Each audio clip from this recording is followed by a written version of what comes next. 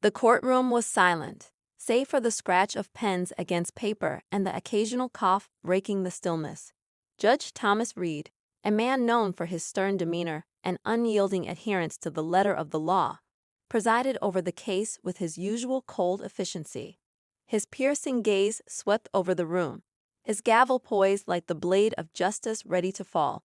To him, this was just another case in an endless parade of defendants, nothing remarkable, nothing worth a second thought. At the defendant's table sat James Watson, a middle-aged black man with a quiet strength in his posture. His warm eyes betrayed a mix of disbelief and pain, yet his face remained calm, almost resolute. He wasn't the kind of man you'd expect to see on trial for robbery. James had no history of violence, no record of crime, just a life spent helping others, but none of that seemed to matter now. The prosecutor stood, recounting the events of the crime with practiced precision. The jewelry store robbery had been swift, the culprit masked, but the evidence allegedly pointed to James. A few shaky eyewitness accounts and a timeline that felt more like a reach than reality were enough to land him here. His lawyer argued tirelessly, presenting alibis, timelines, and even security footage showing James elsewhere at the time of the crime. None of it seemed to penetrate the icy exterior of Judge Reed. The verdict came swiftly. Guilty, the judge declared, his voice echoing through the chamber like a final blow. Sentenced to 10 years in state prison. Gasps filled the room. James's family, seated in the gallery, clung to one another in despair. His wife's silent tears mirrored the heartbreak etched across their faces. Yet Judge Reed didn't flinch, didn't so much as glance at James as he delivered the sentence. To him, this was just another file to close, another name in the system. As James was led away in handcuffs, the weight of the injustice pressed down on him like a crushing wave. He had spent his life being a pillar of his community, a man who brought groceries to the elderly, who volunteered to rebuild homes after storms, who stepped in quietly to help those who needed it most. And now, he was branded a criminal.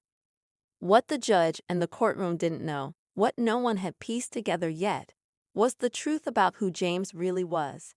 Behind the scenes, a storm was brewing, one that would shake the foundations of the justice system and expose the hidden biases and cracks in its foundation. James wasn't just a victim of circumstance. He was the unwitting protagonist in a story that was far from over. As the prison gates clanged shut behind him, James felt the injustice sear deeper into his soul. But even in the darkest moment, a spark remained. James was not a man to accept defeat quietly. What he didn't realize was that the world outside hadn't given up on him either. The community that had known his kindness was beginning to stir. Whispers turned into conversations, and conversations turned into action. And far from the courtroom, a journalist was about to stumble upon a thread that, when pulled, would unravel the entire narrative surrounding James's conviction. A hidden connection, buried secrets, and the humanity of a man wrongly accused were all about to come to light. But for now, all James could do was wait and hope that the truth would find its way to the surface. Who was James Watson really, and how had the system so profoundly failed someone who had lived his life in service to others? The answers were closer than anyone realized, and when they emerged, they would change everything. The cold air of the prison yard bit at James's skin as he stood quietly by the chain-link fence, staring at the gray sky above. The distant hum of the city beyond the prison walls felt like a world away. It had been weeks since his sentencing, and the weight of the injustice pressed down harder with each passing day. Inside these walls, James was just another number, another body in the system. The guards treated him with cold indifference, their stares a mix of suspicion and disdain. He tried to keep to himself, avoiding the fights and power plays that seemed to define life in the prison. James's cell was a stark contrast to the home he had left behind, a small, cramped space where he spent long nights staring at the ceiling, replaying the events that had led him here. How could everything have gone so wrong? He thought of his wife and children, their faces etched with pain and confusion as they watched him taken away. He thought of Harold, his old friend, who had watched helplessly as the police dragged James from the street, his cries of "You've got the wrong man" falling on deaf ears. Every moment in court had felt surreal, like he was watching someone else's life crumble. The evidence against him had been flimsy at best. A vague description, a questionable timeline, and the prosecutor's story crafted to fit a narrative rather than the truth. Yet, it had been enough to convince the judge. James couldn't shake the image of Judge Reed's cold face as he delivered the verdict. It wasn't just the sentence. It was the way the judge hadn't even looked at him, hadn't treated him like a person. But James wasn't the only one struggling with the events that had unfolded. Back in his neighborhood, the community was grappling with the shock of his arrest. People who had known James for years couldn't reconcile the accusations with the man they knew. This was the same James who had organized food drives, who had shown up at hospital bedsides, who had always been there when someone needed help. The idea that he could be involved in a robbery didn't just seem unlikely, it felt impossible. One of James's closest friends, Angela, had been particularly shaken by his arrest. A single mother who had seen James' kindness firsthand, she couldn't sit by and do nothing. Angela began reaching out to others in the neighborhood, gathering testimonials and accounts of James' character. She started a social media campaign, sharing stories of the man she knew. Her posts caught the attention of others, and soon, James's story was being shared far beyond their small community. Angela's efforts didn't go unnoticed. One day, her phone buzzed with a message from Sam Richards, an investigative journalist with a reputation for uncovering corruption and injustices. Sam had come across Angela's posts and was intrigued by the case. Something about it didn't add up, and he wanted to know more. They arranged to meet at a local coffee shop, where Angela laid out everything she knew about James, his life, and the trial that had turned his world upside down. Sam listened intently, his mind already racing with questions. Why had the evidence against James been so weak? Why hadn't the judge considered the alibis or the security footage? And why did this case feel like it had been rushed to a conclusion? Sam promised Angela that he would look into it, and as he walked out of the coffee shop, he felt the familiar buzz of a story waiting to be uncovered. Meanwhile, in prison, James began to find his own way to fight back. He spent his nights writing letters to civil rights organizations, legal aid groups, and even newspapers. He recounted every detail of his arrest, his trial, and the evidence that had been ignored. Writing became his way of holding onto hope, of reminding himself that he wasn't alone. One day, during a rare quiet moment in the prison yard, James struck up a conversation with another inmate named Marcus. Marcus had been in and out of prison for years and had seen the system chew up and spit out men like James more times than he could count. "You don't belong here," Marcus said bluntly after listening to James' story. "You're too good for this place." James shook his head, his voice quiet but firm. "It's not about belonging. It's about surviving. And it's about making sure this doesn't happen to someone else." Marcus nodded, a flicker of respect in his eyes. "Then you better keep fighting," he said. Outside the prison walls, the fight was gaining momentum. Sam Richards had begun digging into Judge Reed's record, and what he found was troubling. Case after case showed a pattern of harsh sentences disproportionately affecting Black defendants. Reed had a reputation for being tough, but this was something more. There were whispers of connections to certain prosecutors, of decisions that seemed more politically motivated than just. Sam knew he was onto something, and he wasn't about to let it go. As Sam worked to piece together the puzzle, he reached out to others who had been in Judge Reed's courtroom. Their stories painted a picture of a man who had built his career on wielding power with little regard for fairness. One former defendant described how Reed had dismissed evidence in his favor without a second thought. Another spoke of how the judge's words during sentencing had felt more like a personal attack than a legal decision. Sam's investigation began to draw attention, and as he started to connect the dots, he realized there was more at stake than just James's case. This was about a system that had allowed bias and prejudice to fester unchecked, a system that had failed not just James, but countless others like him. But even as the pieces began to fall into place, one question lingered in Sam's mind. Who was James Watson, really? What kind of man could inspire such loyalty and support from his community? And how had his life intersected with a justice system that seemed determined to break him? The answer to that question was closer than anyone realized, and it would soon bring everything to light. For now, though, the fight continued, inside the prison walls, in the community, and in the mind of a journalist determined to uncover the truth. James's story was far from over, and the storm that had begun with his arrest was only growing stronger. The days in prison were long, stretching endlessly into nights that were colder and quieter than James had ever imagined. But James wasn't the kind of man to let darkness consume him, even in the face of such overwhelming odds. He spent his time observing, listening, and thinking.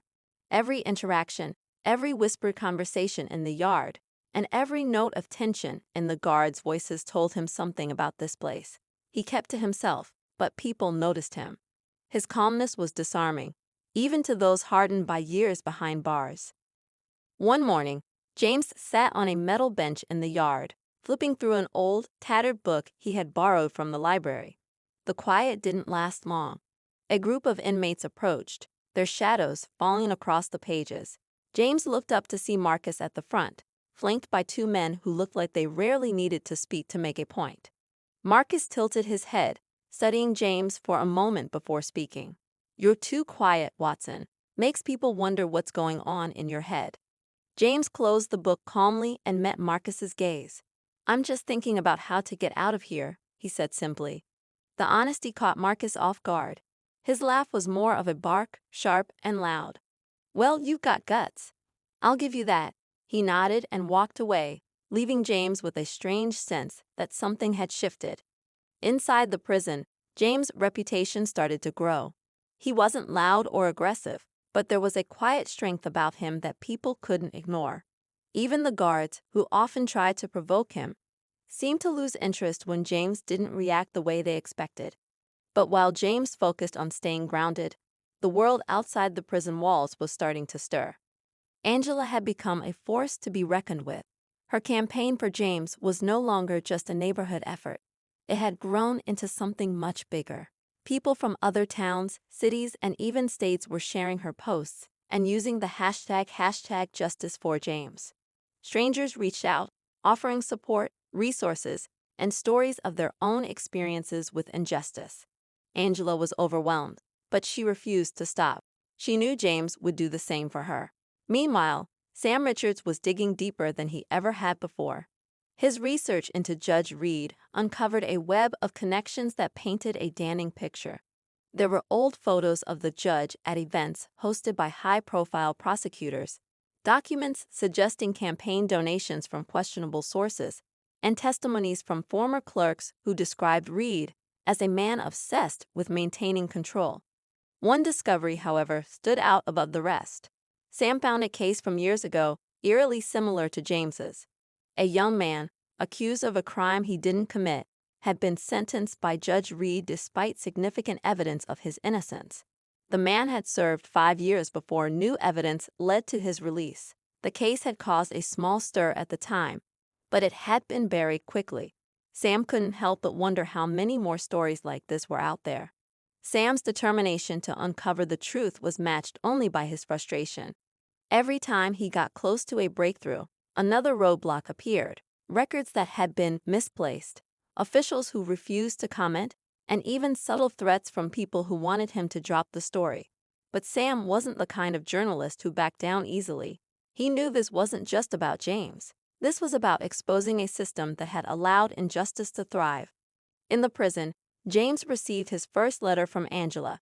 It was short and to the point, but it carried a weight that made his chest tighten with gratitude. She told him about the campaign, about the people who were fighting for him, and about Sam's investigation. For the first time in weeks, James felt something stir in his heart: hope.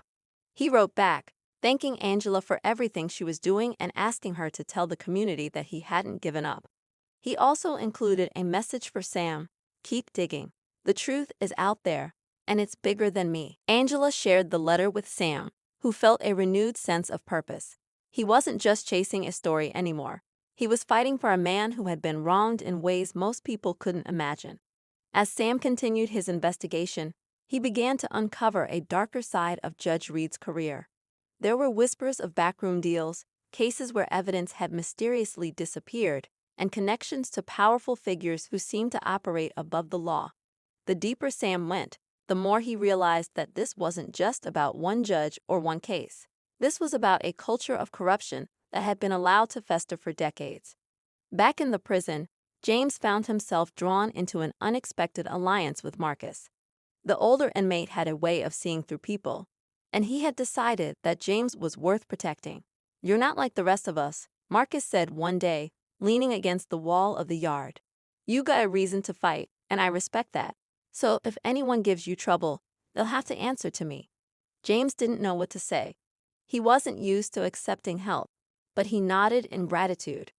"Thanks," he said simply. Marcus smirked. "Don't thank me yet. Just make sure you get out of here and make it worth something." As the days turned into weeks, the tension inside the prison grew. The guards seemed more on edge, the inmates more restless. James could feel it too, a sense that something was coming, though he didn't know what. He kept writing letters, kept holding on to the hope that Angela, Sam, and the community wouldn't stop fighting. Outside, the movement for James was reaching a boiling point. Protests were being organized, petitions were being signed, and news outlets were starting to pick up the story. Sam's articles were gaining traction, exposing not just the flaws in James's case, but the systemic issues that had allowed it to happen. But with every step forward, there were setbacks. Sam received an anonymous tip that Judge Reed had connections to a private organization with a vested interest in keeping certain cases quiet. It was a lead that could blow the story wide open, but it came with risks. Sam knew he was walking a fine line, but he couldn't stop now. The fight for James's freedom was growing louder, but the system that had put him behind bars wasn't about to give up without a fight. As the pieces of the puzzle came together, the stakes only grew higher. And for James, sitting in his cell at night, the weight of it all felt both crushing and invigorating. The storm wasn't over, but he could feel the winds starting to change. The momentum outside the prison walls felt like a distant echo to James, but every echo carried a promise that something was shifting. He felt it in Angela's letters, in the snippets of news he overheard from other inmates, and in the small but powerful sense of purpose that kept him going. However, as much as hope flickered, the weight of where he was never left him. The guards were watching him more closely now, their taunts sharper, their gazes lingering. It wasn't lost on James that the attention wasn't random. The story outside was growing, and even here, whispers of it had reached ears that didn't want change. Still, James stayed calm. He had no choice. In the yard, Marcus leaned closer to James one afternoon. "You notice how they're looking at you?" he asked, his tone low and cautious. "You're making waves. That makes people nervous. Nervous people do stupid things." James nodded, his face unreadable. He'd already felt the shift. He wasn't afraid, but he was careful. "Let them be nervous," he said, though his voice carried more wariness than defiance. Outside, the world was buzzing with activity. Angela had managed to organize a peaceful protest outside the courthouse, drawing hundreds of people from all walks of life. They held signs demanding justice, their voices unified in chants that echoed down the city streets. News crews arrived, capturing the growing movement that was no longer just about James. It was about an entire community fed up with being overlooked, silenced, and wronged. Sam Richards, meanwhile, was racing against time.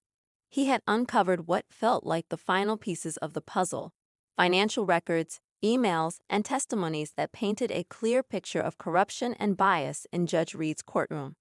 But getting the evidence into the right hands was another matter. Powerful people were invested in keeping the truth buried, and Sam was starting to feel the pressure. Anonymous calls, vague threats, and strange faces appearing in places they shouldn't were becoming a regular part of his day. Late one night, Sam sat at his desk, staring at a draft of an article that could change everything. He hesitated, his fingers hovering over the keyboard. Publishing it would mean exposing more than just Judge Reed. It would shine a light on a network of people who had been working in the shadows for years. He knew the risks, but he also knew the stakes. James didn't have time for hesitation. Back in prison, James was starting to feel the walls closing in. The guards' harassment was escalating, subtle but relentless. His cell searches became more frequent, His meals arrived cold or not at all, and every small interaction carried an undercurrent of hostility. Marcus noticed too, and though he rarely showed concern, he made it clear that James wasn't alone. "You're tougher than you look, Watson," Marcus said one evening as they sat in the common area. "But don't forget, this place is designed to break you. Don't let it." James nodded, grateful for the words, even if they didn't erase the weariness that had settled into his bones. He clung to Angela's letters, to the updates she shared about the growing support, and to the knowledge that people like Sam were fighting for him in ways he couldn't fight for himself. Then came the moment that shifted everything. One of the guards, a man who had been particularly cruel to James, made a mistake. In his arrogance, he let slip a comment about keeping things quiet and not letting this circus change anything. It wasn't much, but it was enough to confirm James's suspicion that the attention on his case was making waves in places he couldn't see. James took the risk of sharing this with Marcus, who listened carefully before nodding.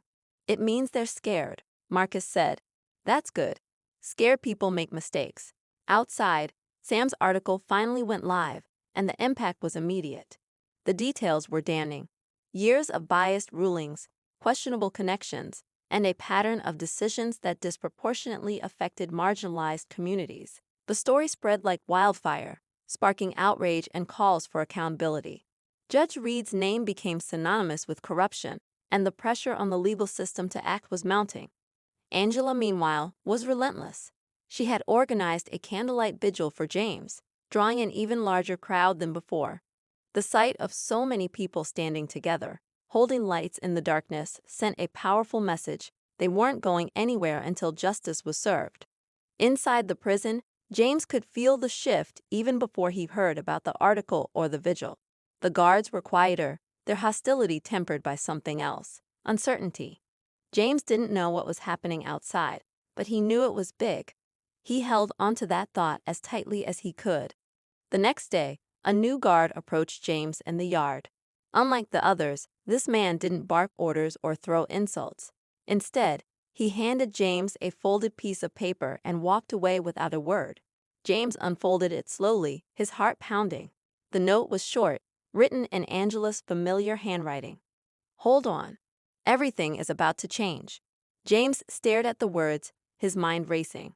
For the first time in what felt like forever, he allowed himself to hope that the end of this nightmare was closer than he dared to believe. But even as hope flickered, the tension around him grew. The system that had put him here wasn't about to go down without a fight, and James knew the hardest part was yet to come. James folded the note and tucked it carefully into his pocket, his thoughts churning. Angela's words gave him hope, but they also stirred a deep unease. If everything was about to change, that meant a storm was brewing, and James knew storms were rarely kind. He carried the weight of the message back to his cell, turning it over in his mind. What did Angela know? What was happening outside those walls that he couldn't see? The uncertainty was maddening, but James had learned to temper his emotions. In here, every reaction was ammunition for someone else. The following morning, the atmosphere in the prison felt different. It wasn't anything overt, just a shift in the way people moved, the way conversations hushed as James walked past. Even the guards seemed more subdued, their usual taunts replaced with watchful silence. Sam Richards, meanwhile, was racing against time. He had uncovered what felt like the final pieces of the puzzle: financial records, emails, and testimonies that painted a clear picture of corruption and bias in Judge Reed's courtroom. But getting the evidence into the right hands was another matter. Powerful people were invested in keeping the truth buried, and Sam was starting to feel the pressure. Anonymous calls, vague threats, and strange faces appearing in places they shouldn't were becoming a regular part of his day. Late one night, Sam sat at his desk, staring at a draft of an article that could change everything. He hesitated, his fingers hovering over the keyboard. Publishing it would mean exposing more than just Judge Reed. It would shine a light on a network of people who had been working in the shadows for years. He knew the risks, but he also knew the stakes. James didn't have time for hesitation. Back in prison, James was starting to feel the walls closing in. The guards' harassment was escalating, subtle but relentless. His cell searches became more frequent, His meals arrived cold or not at all, and every small interaction carried an undercurrent of hostility. Marcus noticed too, and though he rarely showed concern, he made it clear that James wasn't alone. "You're tougher than you look, Watson," Marcus said one evening as they sat in the common area. "But don't forget, this place is designed to break you. Don't let it." James nodded, grateful for the words, even if they didn't erase the weariness that had settled into his bones. He clung to Angela's letters, to the updates she shared about the growing support, and to the knowledge that people like Sam were fighting for him in ways he couldn't fight for himself. Then came the moment that shifted everything. One of the guards, a man who had been particularly cruel to James, made a mistake. In his arrogance, he let slip a comment about keeping things quiet and not letting this circus change anything. It wasn't much, but it was enough to confirm James' suspicion that the attention on his case was making waves in places he couldn't see. James took the risk of sharing this with Marcus, who listened carefully before nodding. "It means they're scared," Marcus said. "That's good. Scared people make mistakes." Outside, Sam's article finally went live, and the impact was immediate. The details were damning. Years of biased rulings, questionable connections, and a pattern of decisions that disproportionately affected marginalized communities. The story spread like wildfire, sparking outrage and calls for accountability. Judge Reed's name became synonymous with corruption, and the pressure on the legal system to act was mounting. Angela, meanwhile, was relentless. She had organized a candlelight vigil for James, drawing an even larger crowd than before. The sight of so many people standing together, holding lights in the darkness, sent a powerful message. They weren't going anywhere until justice was served. Inside the prison, James could feel the shift even before he heard about the article or the vigil. The guards were quieter, their hostility tempered by something else: uncertainty. James didn't know what was happening outside, but he knew it was big. He held onto that thought as tightly as he could. The next day, a new guard approached James in the yard. Unlike the others, this man didn't bark orders or throw insults. Instead, he handed James a folded piece of paper and walked away without a word. James unfolded it slowly, his heart pounding. The note was short, written in Angela's familiar handwriting. "Hold on. Everything is about to change." James stared at the words, his mind racing. For the first time in what felt like forever, he allowed himself to hope that the end of this nightmare was closer than he dared to believe. But even as hope flickered, the tension around him grew. The system that had put him here wasn't about to go down without a fight, and James knew the hardest part was yet to come. James folded the note and tucked it carefully into his pocket, his thoughts churning. Angela's words gave him hope, but they also stirred a deep unease. If everything was about to change, that meant a storm was brewing, and James knew storms were rarely kind. He carried the weight of the message back to his cell, turning it over in his mind. What did Angela know? What was happening outside those walls that he couldn't see? The uncertainty was maddening, but James had learned to temper his emotions. In here, every reaction was ammunition for someone else. The following morning, the atmosphere in the prison felt different. It wasn't anything overt, just a shift in the way people moved, the way conversations hushed as James walked past. Even the guards seemed more subdued, their usual taunts replaced with watchful silence. The warden, a stout man with a permanent scowl, gestured for James to sit. "Watson," he began, his voice gruff, "it seems your case is attracting a lot of attention. I've been getting calls, important calls, and I don't like it when my facility becomes the center of a media circus." James met the warden's gaze, refusing to flinch. "I didn't ask for this attention," he said evenly. The warden leaned back, his expression unreadable. "No, but you're at the center of it, and I have a message for you. Some people want this noise to stop. They think you should reconsider how hard you're pushing your appeal." James's jaw tightened. The implication was clear. Someone wanted him to back down, and they were willing to send threats through the system to make it happen. "I'm not backing down," James said firmly, his voice steady despite the tension crackling in the air. The warden's eyes narrowed. "Suit yourself, but don't say I didn't warn you." As James was escorted back to his cell, the stakes felt higher than ever. The corruption Sam had uncovered was more than just a system failing. It was a machine designed to crush anyone who threatened it. But James wasn't going to let fear dictate his actions. If they wanted a fight, he would give them one. Back in his cell, James sat down with a pen and paper. He began writing again, pouring every ounce of his frustration and determination into a new series of letters. This time, his words weren't just a plea for justice. They were a declaration of war against the forces that had stolen his life. The movement outside continued to grow, fueled by Sam's articles, Angela's relentless organizing, and the voices of countless people who saw their own struggles reflected in James' story. The walls of the prison felt thinner than ever, the pressure from the outside world seeping in. But inside, James knew the fight was far from over. The system was starting to crack, but cracks could be patched. If he wanted to break through, he would need more than hope. He would need to confront the storm head-on. The courthouse was more crowded than it had ever been. Protesters filled the streets outside, their chants echoing through the city. Inside, journalists sat shoulder to shoulder, their pens ready to capture every moment. James sat quietly at the defense table, his hands clasped tightly together. His lawyer, Angela, was beside him, her confidence radiating as she organized the evidence they had painstakingly gathered. Sam Richards was seated in the gallery, his sharp eyes scanning the room for every detail. The case had taken on a life of its own. What had started as a single man's fight for justice had evolved into something much larger. This was no longer just about James. It was about a system that had failed too many for far too long. And today, the weight of that battle rested squarely in the hands of the court. Judge Reed entered the courtroom, his expression guarded. Gone was the icy detachment that had marked his earlier rulings.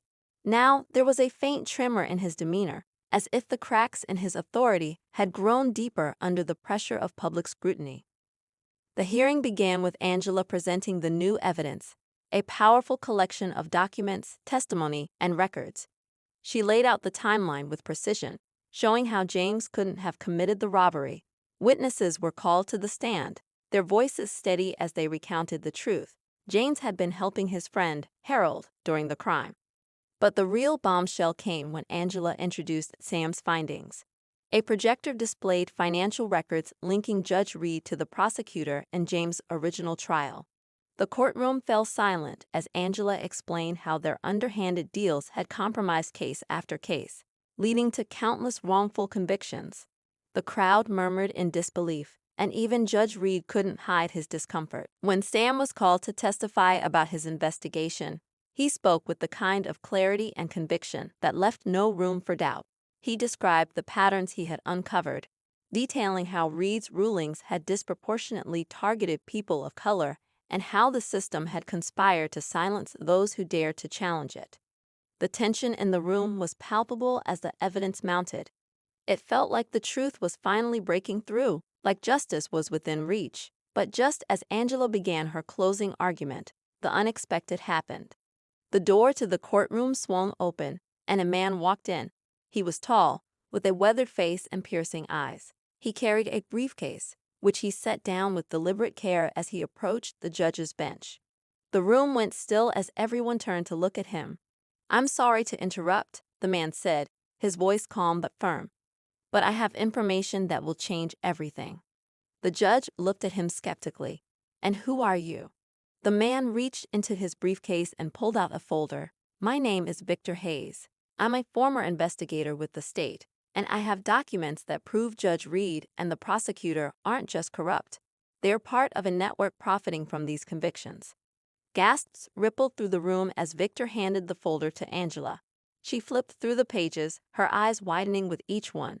There were signed contracts, wire transfers, and even emails outlining how they had manipulated cases to secure lucrative deals with private prison companies.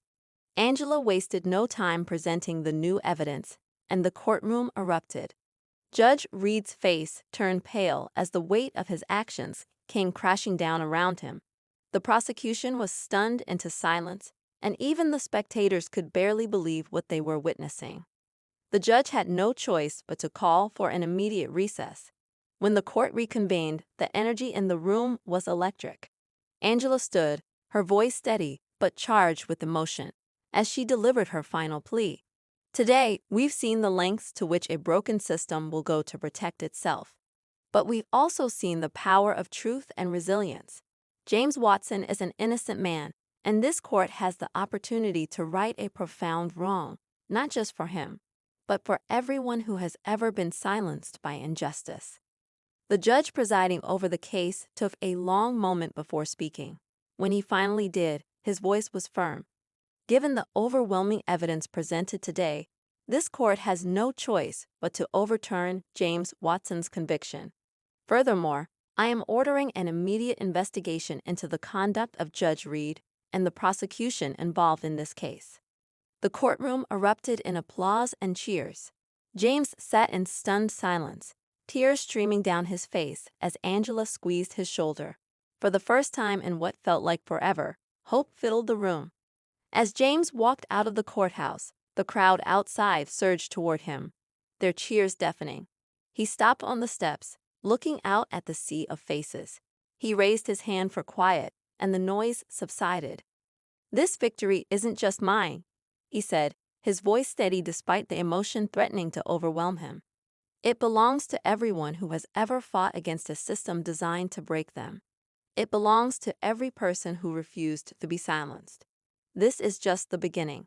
The crowd roared its approval, but as James turned to leave, he couldn't shake the feeling that this fight was far from over. The truth had come to light, but the forces that had conspired against him wouldn't go down quietly. As the sun set on the courthouse steps, James walked into the future with a newfound resolve. He wasn't just a survivor, he was a fighter, ready to take on whatever came next.